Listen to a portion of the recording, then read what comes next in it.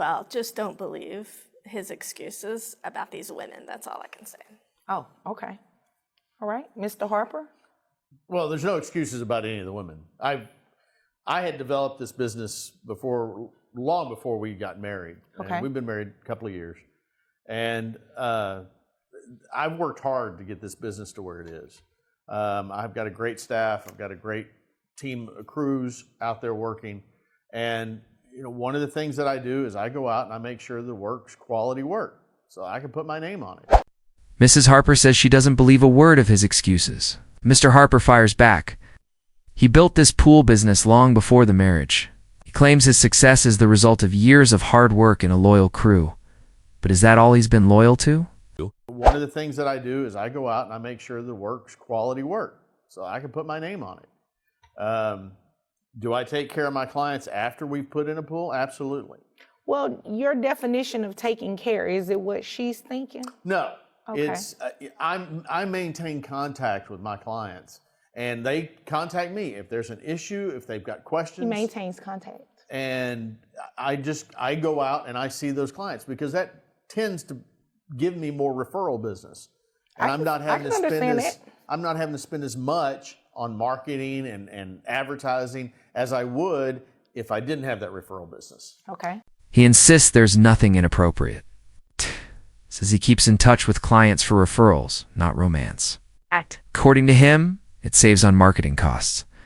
But the judge is about to press him with a question that could crack his calm defense wide open. And advertising as I would if I didn't have that referral business. Okay. So I want to make sure I keep in contact with all those clients. Why are these women saying that, come over, I'm going to be laying out? They tell me whatever they want to tell me. That has nothing to do with. So you go join them while they're laying out? Well, I mean, if they're out by the pool, they're out by the pool. That has nothing to do with my business. Do you join them in the pool? No. Okay. I saw a picture. One of those texts had a picture of you in the pool. I don't. What were you doing in the pool? You were checking the depth? I don't remember ever seeing that picture. So now I will say this. She has imagined a lot of stuff that goes on. The judge asks, "Why are these women inviting you over while they sunbathe?" He shrugs it off, but then comes the bombshell, a text with a photo of him in the pool. He claims he doesn't remember it. She says he imagines stories, but whose story will the judge believe? She has imagined a lot of stuff that goes on. She has a good imagination. Very good. Oh, and okay. she does work part-time as the secretary, but her primary job is to take care of the kids. Okay, so you'll agree with everything she said about taking care of the kids and everything like that. And she does a fairly good job when she's there. Oh, what does that mean? Primarily, the nanny does all the work for taking care of the kids. Speaking of the nanny, how much do you pay her a month? We're actually paying her probably a little less than what we deserve, but it's probably about $1,200 a month. Okay. And so you make pretty good money. How much money do you make in this pool business? Well, I've been averaging about $280. Oh. He admits the nanny costs $1,200 a month, and his pool business pulls in $280,000 a year. But Mrs. Harper interrupts, claiming he makes over $300,000.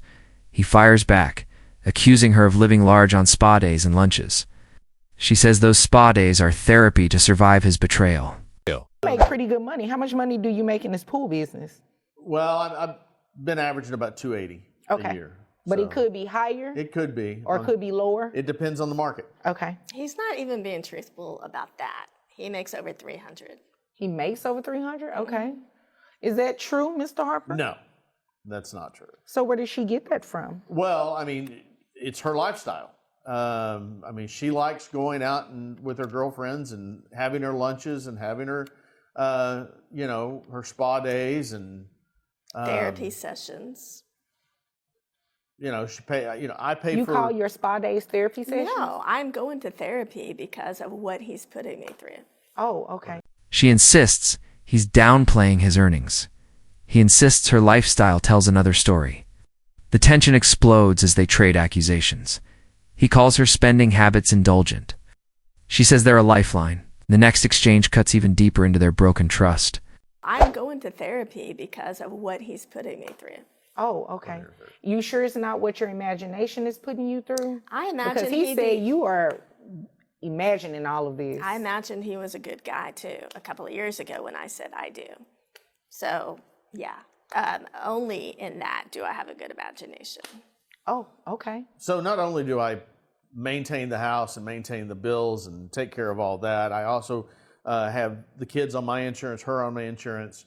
How much is the insurance for just the children? $309. $309. Okay. Yeah. And, that's important to me. I want the kids to be safe. I want the kids to be brought up in a good, wholesome environment. He says he pays the bills, keeps the house, covers insurance, $39 a month just for the kids. He claims he's doing it all for their safety and stability. But when she gets her turn to respond, she delivers a sting aimed right at his character. I want the kids to be safe. I want the kids to be brought up in a good, wholesome environment. Wholesome. And she, You're not she even gives home everything at off to the night. nanny. Ma'am, let him speak. I gave you an opportunity to speak. He did not interrupt you while you were speaking. I promise I will get back to you. Continue, Mr. Harper. She doesn't, she pretty much hands everything off to the nanny and requires the nanny to take care of all that. She's got a pretty cozy lifestyle. We've got a nice house. I'd like to keep I'd like to keep the kids, with me. No. And make sure they're taken care of because she's too busy taking care of herself. He accuses her of letting the nanny raise their kids while she enjoys a cozy lifestyle. Says he wants custody to ensure the children are cared for. But his work schedule may throw that plan into chaos. Then the judge is quick to point it out. Because she's too busy taking care of herself. All right. But your work schedule, would that permit you to have the children on a full-time basis? It would be difficult, but I would see it made sure it happened. So wouldn't it be in the best interest of the children for them to just stay with mom like they've always been doing? Well, if mom would stay with them, yeah, I would agree with that. But it's like I said, it's primarily the nanny. But you're paying for the nanny, so it would be the same difference if you were to have them. Well, no, they would be with the nanny more if they were with you. Possibly. So you could potentially be paying the nanny more if the children were with you. Yeah, I don't think that's good for them. The judge presses him. If you work so much, wouldn't the kids still be with the nanny? He hesitates, admits they might be with her even more. He says it's not good for them. But the court is about to turn the spotlight back on Mrs. Harper. Children were with you. Yeah, I don't think that's good for them. Ms. Harper, I have a couple of questions for you. What is your educational background, if any?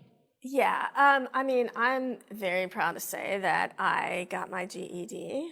Okay. Yes. That's an accomplishment. Yeah. Okay. All right. And you were going to say something else when I asked you not to interrupt him. Oh, well, so he's saying he wants them to have a wholesome lifestyle. Like, give me a break. What's wholesome about going to these women's houses? She says his talk of an awesome lifestyle is a joke. What's so great? She asks about visiting women's houses while she's home with the kids. Her voice sharpens. The judge leans in. The next moments could shatter whatever credibility either of them has.